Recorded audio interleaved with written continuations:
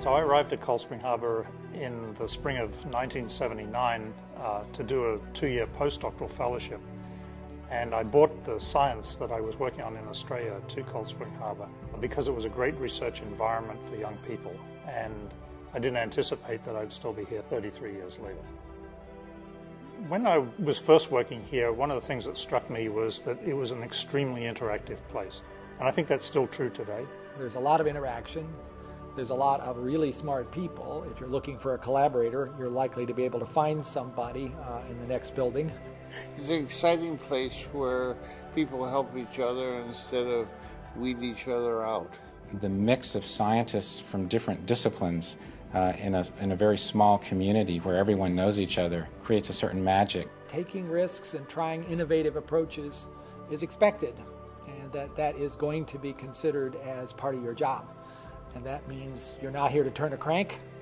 You're here to have some big ideas and pursue them. Even if they fail, it's better that you went after them.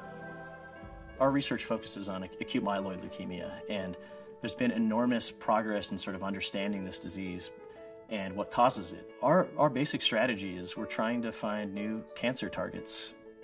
And so the idea is that we find what the cancers need and then we try to go after it with therapies. It's very much centered on these therapeutic development and cancer questions. Chris found 5 completely new therapeutic targets. For one of them, there was an existing drug for a completely different reason. It is now under development and will go into the clinic to treat chemotherapy-resistant acute myeloid leukemia in patients next year. And I'm very optimistic that this will become a contributor to the treatment of what was an incurable leukemia. A lot of the research on autism has focused more on the social aspect, but I think that understanding what's happening on the sensory side is really important. And the way that we process sensory information determines a lot of who we are and how we interact with the world and the kinds of decisions that we make. And by understanding more about how we put together pieces of sensory information, I think it might give us real insight into what's going on in autism spectrum disorder. Mike Wigler's laboratory has literally changed the way we think about autism because they found that a very high number of autistic children have spontaneous copy number variations in their genome. That research has coupled with our research on cognitive neuroscience by the newly arrived Anne Churchland, and I think the marrying of what Anne does is going to be a very powerful linking between genetics and neuroscience. My daughter has spinal muscular atrophy, and the reason to get involved with Cold Spring Harbor Laboratories, I think, has been really twofold. We care deeply about the work Dr. Krinner is doing, and so helping him is helping our daughter. More generally, it seems to me that places where great work is being done ought to be helped. If we can take the work and magnify it and increase it, the impact on people's health and science is going to be tremendous. Spending money is one thing. Spending money in a way that really produces results and creates great science, I think, is another. And I think at Cold Spring, that's really what we see going on.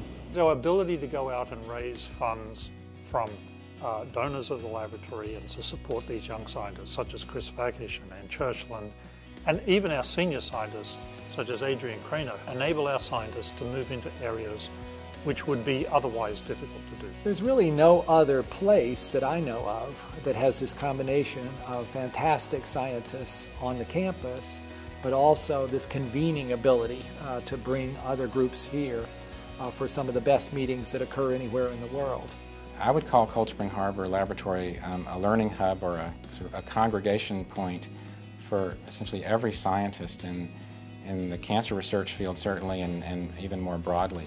Cold Spring Harbor has sort of placed themselves in the center of both great science and great education. For the past 120 years, Cold Spring Harbor has been a leading genetics research center in the United States and in fact throughout the world. And one of the things that I think in the future I'll look back at the time I've been at Cold Spring Harbor and say that Cold Spring Harbor Laboratory has exploited its powerful genetic technologies to understanding disease.